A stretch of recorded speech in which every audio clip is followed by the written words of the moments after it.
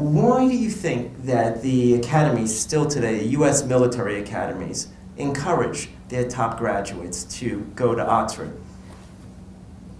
Well, very superficially, it's just because we compete at everything and we want to have more than the others. But actually, frankly, the system, the DoD system of personnel doesn't really know how to accommodate that, or maybe some of you had this experience as well, because going to graduate school right after graduating from a service academy takes you out of sequence. So while you're in graduate school, your comrades are either leading a platoon in the Army or out on a ship in the Navy or in the Air Force acquiring flying time. So when I showed up at my flying squadron, they said, okay, who needs that waste of time you had in England? You're behind your peers in flying hours.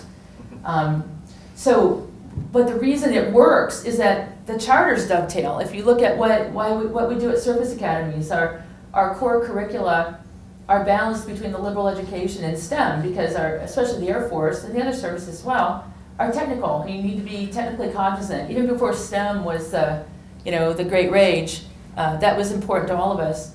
But with liberal education as well, because we need to lead humans.